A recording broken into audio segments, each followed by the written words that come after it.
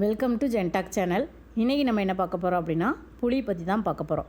இன்றைக்கி ஒரு 2 வகையான புளி வச்சுருக்கேன். நான் இப்போ கையில் வச்சுருக்கிறது நல்ல கருப்பாக இந்த மாதிரி நல்ல திண்ணமாக இருக்குது வந்து கொடாம் புளி சொல்லுவாங்க. இது வந்து மருத்துவ குணம் நிறைந்த புளி. இது வந்து நம்ம எல்லாருமே பயன்படுத்தக்கூடிய புளி தான். இது சாதாரண புளி தான். புளி சேர்க்காதவங்க நீங்கள் வந்து இந்த மருத்துவ குணம் நிறைஞ்ச புளியை நீங்கள் வந்து சேர்த்துக்கலாம்.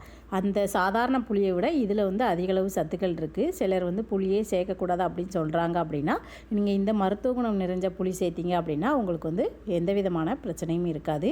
எதாக இருந்தாலும் அளவுக்கு அதிகமாக சேர்க்கக்கூடாது, அளவோடு சேர்த்துக்கோங்க. இப்போ இந்த புளியில் இருக்கிற நரம்புகளை எல்லாத்தையும் எடுத்துகிட்டு நம்ம என்ன செய்ய போகிறோம் அப்படின்னா புளியை வந்து எப்படி ஸ்டோர் பண்ணி வைக்கலாம் அப்படிங்கிறதுக்கான வீடியோ தான் இது. நான் வந்து இந்த புளி வந்து யூஸ் பண்ண மாட்டேன். உங்களுக்காக நான் எப்படி ஸ்டோர் பண்ணுறது அப்படிங்கிறத காமிக்கிறேன். நான் எப்போவுமே யூஸ் பண்ணக்கூடிய புளி வந்து மருத்துவ குணம் நிறைஞ்ச புளி, அந்த கொடாம் புளி தான் யூஸ் பண்ணுவேன். இப்போ இதில் இருக்கிற நரம்புகள், அதுக்கப்புறமா உள்ளே இருக்கிற விதைகள், அதுக்கப்புறமா வெளியில் எதுவும் தோடு எதுவும் இருந்துச்சு அப்படின்னா அதை எல்லாத்தையும் ரிமூவ் பண்ணிவிடுங்க. எல்லாத்தையும் ரிமூவ் பண்ணிவிட்டு நம்ம என்ன செஞ்சோம் அப்படின்னா ஊற வச்சோம் அப்படின்னா நம்ம வந்து யூஸ் பண்ணுறதுக்கு நமக்கு வந்து ரொம்ப நல்லாயிருக்கும். அப்படி இல்லை நீங்கள் அப்படியே வச்சிட்டிங்க அப்படின்னா 1க்கு 2 வேலையாக மாறிடும். அதனால் இதில் இருக்கிற நரம்புகள் தூசிகள் எல்லாத்தையுமே எடுத்துகிட்டு விதைகள் இருந்தாலும் எடுத்துடுங்க. நமக்கு வந்து ஓரளவு ஃப்ரெஷ்ஷாக தான் எல்லாமே கொடுத்துருப்பாங்க. இது வந்து நம்ம வாங்குகிற புளி இல்லை பக்கத்தில் இந்த புளி குத்துறவங்கக்கிட்ட வாங்கினீங்க அப்படின்னா இந்த மாதிரி தோடுகள்லாம் இருக்கும். கடையில் வாங்குறதா இருந்தால் நமக்கு வந்து அப்படியே ஃப்ரெஷ்ஷாகவே கொடுப்பாங்க. கடையில் வாங்கின புளியாக இருந்துச்சுன்னா இந்த நரம்புகள் எல்லாத்தையும் எடுத்துகிட்டு தான் நமக்கு தருவாங்க. அதனால் இந்த நரம்புகள் எல்லாத்தையுமே எடுத்தாச்சு. இதில் அந்த மாதிரி நரம்புகள் எடுத்த புளினா நீங்கள் எதுவுமே செய்ய வேண்டாம். இந்த மாதிரி தோல் எல்லாமே இருக்குது அப்படின்னா நீங்கள் எல்லாத்தையும் ரிமூவ் பண்ணிவிடுங்க. இப்போ வந்து இந்த புளியை வந்து நான் என்ன செய்ய போகிறேன் அப்படின்னா தண்ணி ஊற்றி ஊற வைக்க போகிறேன். நம்ம இப்போ வந்து சாதாரண புளி வந்து நமக்கு எல்லாருக்குமே ஈஸியாக அவைலபிளாக கிடைக்கும். இது வந்து ரொம்ப சீக்கிரத்துலேயே நமக்கு என்ன செஞ்சிடும் அப்படின்னா ஊறிடும். புளி போட்ட 5 நிமிஷத்துலேயே நமக்கு என்ன செஞ்சிடும் அப்படின்னா புளி நல்லா ஊறிடும்.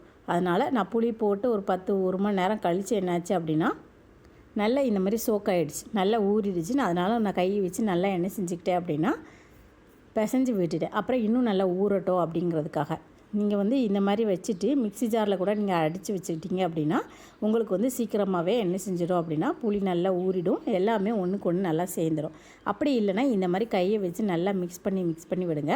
மிக்ஸ் பண்ணிவிட்டு ஒரு நாள் ஃபுல்லாகவே நீங்கள் அப்படியே விட்டுருங்க. சிலர் உப்பு சேர்த்து செய்வாங்க, நான் உப்பு எதுவுமே சேர்க்கலை. இதில் வந்து புளி கரைசல் தான் எடுக்க போகிறேன். சிலர் வந்து பல்ப்பாக அப்படியே வச்சுருப்பாங்க. அப்படி வைக்கிறனால நீங்கள் ஸ்டோர் பண்ணிக்கோங்க. நம்ம இதில் வந்து நம்ம என்ன செய்ய போகிறோம் அப்படின்னா புளி தண்ணி தான் எடுக்க போகிறோம். நான் 1 மணி நேரம் ஃபஸ்ட்டு ஊற வச்சுட்டு நல்லா கையை வச்சு பனைஞ்சு எடுத்துட்டேன். அதுக்கப்புறம் ஒரு நாள் ஃபுல்லாகவே அப்படியே அதை ஊற விட்டுட்டேன். நல்லா ஊறிடுச்சு. இந்த புளி வந்து ரொம்ப நமக்கு வந்து 1 மணி நேரத்தில் ஊறவே ஊறாது. சப்போஸ் நீங்கள் இந்த புளி வந்து நீங்கள் ரெடிமேடாக வாங்கி வச்சுருக்கீங்க, இமிடியேட்டாக நம்ம குழம்பு வைக்கணும் அப்படின்னா ஹாட் வாட்டரில் நீங்கள் என்ன செஞ்சீங்க அப்படின்னா சூடு பண்ணிங்கன்னா தான் இந்த புளி வந்து கரையும். அதுவும் அவ்வளோ சீக்கிரத்திலே கரையாது. இதையும் நான் வந்து 24 மணி நேரம் என்ன செஞ்சுருக்கேன் அப்படின்னா ஊற வச்சுருக்கேன். இந்த புளியோட கலரை பாருங்கள், நல்ல திக்காக கருப்பாக இருக்குது. புளியில் வந்து நிறைய விட்டமின் சி இருக்குது. அது வந்து ரொம்ப ரொம்ப நல்லது உடம்புக்கு. ஆனால் அதையுமே அதிகமாக எடுக்கக்கூடாது. இந்த புளி வந்து நல்ல ப்ரௌன் கலரில் இருக்குது. இது வந்து புது புளி தான். நீங்கள் பழைய புளியாக இருந்தாலும் நீங்கள் எடுத்துக்கோங்க, எந்த புளி இருந்தாலும் பிரச்சனை இல்லை. இப்போ இது வந்து சீக்கிரமே கொதிச்சிடும். நான் ஒரு 24 ஹவர்ஸ் என்ன செஞ்சுருக்கேன் அப்படின்னா இதையும் ஊற வச்சுருக்கேன், அதையும் ஊற வச்சுருக்கேன். இது வந்து 1 மணி நேரத்துக்கு ஒரு வாட்டி நல்லா கரைச்சி விட்டுருக்கேன், அவ்வளோதான். அந்த புளியை கரைக்க முடியாது, அது நல்லா இன்னும் ஊறணும். அதனால் என்ன செஞ்சுருக்கேன் அப்படின்னா ஒரு நாள் ஃபுல்லாக ஊற வச்சுட்டு திரும்ப வந்து அடுப்புலேயே வச்சாச்சு. இது வந்து நல்லா பல்ப்பாகும். உங்களுக்கு வந்து நல்லா பாருங்கள், நல்லா பாயாசம் கிண்டினோன்னா நமக்கு எப்படி கொழகொழப்பாக இருக்குமோ அந்த மாதிரி நல்லா கொழகொழன்னு வந்துடும். நீங்கள் வந்து ஒரு நாள் ஃபுல்லாக ஊற வைக்கல அப்படின்னா ஒரு மணி நேரம் ஊற வச்சுட்டு மிக்ஸி ஜாரில் போட்டு அடிச்சுட்டு திரும்ப நீங்கள் என்ன செய்யலாம் அப்படின்னா இந்த மாதிரி பேனில் போட்டு என்ன செய்யலாம் அப்படின்னா வேக வச்சு எடுத்துக்கோங்க. மிக்ஸி ஜாரில் அடிக்கலை அப்படின்னா நீங்கள் வந்து ஒரு நாள் ஃபுல்லாகவே ஊற வைக்கணும்.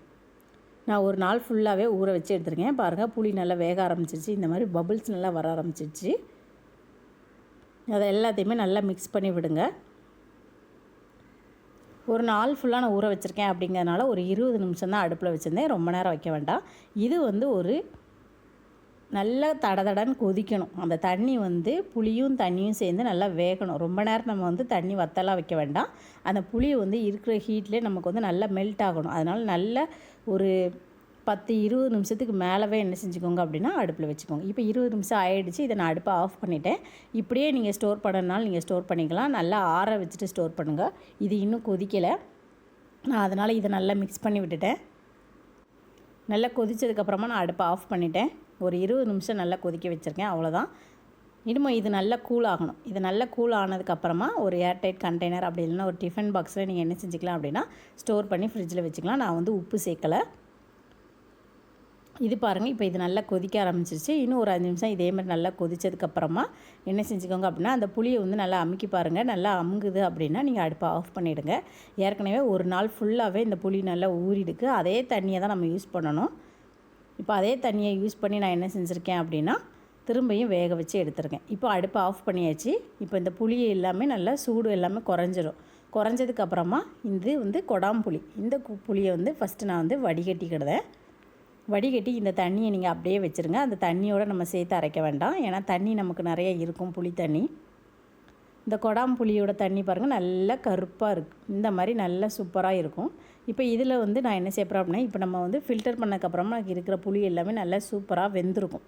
இப்போ இந்த புளியை நீங்கள் அமுக்கி பார்த்தீங்கன்னா நம்ம ஃபஸ்ட்டு அமுக்கின ஹார்ட்னஸ்க்கும் இப்போ இருக்கிற சாஃப்ட்னஸ்க்கும் வித்தியாசம் இருக்குது. இப்போ இதை என்ன செஞ்சுக்கலாம் அப்படின்னா மிக்ஸி ஜாரில் போட்டு அரைச்சிக்கோங்க. 1க்கு 2 வாட்டியாக போட்டு அரைச்சிக்கலாம். இல்லை ஒரே வாட்டி நீங்கள் அரைக்க முடியினாலும் அரைச்சிக்கோங்க. நான் ஃபஸ்ட்டு வந்து ஃபுல்லாக போட்டேன். அதுக்கப்புறமா திரும்ப வந்து 1க்கு 2 வாட்டியாக அரைச்சிட்டேன். இந்த அரைக்கப்போ நீங்கள் என்ன செஞ்சுக்கலாம் அப்படின்னா நம்ம ஃபில்ட்ரு பண்ணி வச்சுருக்கிற புளி தண்ணியை சேர்த்து என்ன செஞ்சுக்கலாம் அப்படின்னா அரைச்சிக்கலாம். இந்த புளி இது சாதாரண புளியை என்ன செஞ்சுக்கலாம் அப்படின்னா ஒரு துணியில் நீங்கள் என்ன செஞ்சுக்கோங்க அப்படின்னா வடிகட்டி எடுத்துக்கோங்க. உங்களுக்கு பல்ப்பாக அப்படியே வைக்கணுன்னா நீங்கள் அப்படியே ஸ்டோர் பண்ணிக்கலாம், ஒன்றும் செய்யாது. இல்லை இதை நீங்கள் வந்து புளி தனியாக மாற்றணும் அப்படின்னு புளி தனியாகவே நீங்கள் ஸ்டோர் பண்ண போகிறீங்க அப்படின்னீங்கன்னா இந்த மாதிரி ஒரு காட்டன் கிளாத்தில் வச்சு அந்த தண்ணியை ஃபுல்லாகவே ஃபில்ட்ரு பண்ணி எடுத்துக்கோங்க. இதில் நல்லாவே சூப்பராகவே ஃபில்ட்ரு ஆகும். கொஞ்சம் டைம் ஆகும். நம்ம வந்து ஸ்ட்ரெயினர்லாம் வச்சு ஃபில்ட்ரு பண்ணோம் அப்படின்னா டைம் ஆகும். இந்த மாதிரி ஒரு க்ளாத்தை வச்சு நம்ம செஞ்சுட்டோம் அப்படின்னா அதில் இருக்கிற எசன்ஸ் எல்லாமே நமக்கு கிடச்சிரும். மீதி வடித்தது எல்லாத்தையும் நான் வந்து தூர தான் போட போகிறேன். எனக்கு இந்த அளவுக்கு புளி தண்ணி கிடச்சிருக்கு. இதை நீங்கள் அப்படியே நீங்கள் என்ன செஞ்சுக்கலாம் அப்படின்னா ஃப்ரிட்ஜ் உள்ளே ஸ்டோர் பண்ணிக்கிட்டோம் அப்படின்னா நமக்கு வந்து ரொம்ப யூஸ்ஃபுல்லாக இருக்கும். கெட்டு போகவே போகாது. இப்போ இந்த தண்ணியை வச்சு தான் நான் என்ன செஞ்சுருக்கேன் அப்படின்னா அரைச்சி எடுத்திருக்கேன். ஒரு ஷிஃப்ட் என்ன செஞ்சாச்சு அப்படின்னா அரைச்சாச்சு. இந்த ரெண்டுக்கும் டிஃப்ரெண்ட்டாக பாருங்கள். இது நல்ல கலராக இருக்குது, பிளாக் கலரில். இது கொடாம்புளியோட தண்ணி. இப்படியே நீங்கள் தண்ணியாகவே சேமித்து வைக்கணும் அப்படின்னாலும் நீங்கள் அப்படியே ஸ்டோர் பண்ணிக்கலாம். இல்லை உங்களுக்கு பல்ப்பாக ஸ்டோர் பண்ணணுனாலும் நீங்கள் பல்ப்பாகவும் ஸ்டோர் பண்ணிக்கலாம். ஆனால் நம்ம வந்து அடுப்பில் வச்சு சாம்பார் இல்லை எந்த குழம்புக்கு ரெடி பண்ணாலும் புளி வந்து அந்த தண்ணி வந்து சேர்க்குறப்ப கம்மியான அளவில் சேர்க்கணும். நிறைய சேர்க்குறப்ப நமக்கு வந்து புளிப்பு அதிகமாகிடும். அதை மட்டும் கவனமாக வச்சுக்கோங்க. இப்போ பாருங்கள், இது நல்லா அரைச்சி எடுத்தாச்சு. இந்த அளவுக்கு நல்லா மையாக அரைச்சி எடுத்தாச்சு கொடாம்புளியை. இதை நான் வந்து ஒரு பவுலுக்கு மாற்றிக்கிடுதேன். இன்னும் ஒரு ஷிஃப்ட் நான் என்ன செஞ்சுக்கிட்டேன் அப்படின்னா அரைச்சி எடுத்துக்கிடுதேன். அடுத்த ஷிஃப்ட்டு போட்டுட்டு அதுக்கப்புறம் மீதி இருக்கிற புளி தண்ணியை வச்சே தான் நான் அரைச்சிருக்கேன். வேறு எக்ஸ்ட்ரா எந்த தண்ணியுமே சேர்க்கலை. நம்ம அடுப்பில் வச்சு சூடு பண்ணப்போ எந்த தண்ணி சேர்த்தோமோ அதே தண்ணி சேர்த்து அரைச்சி எடுத்துக்குவோம்.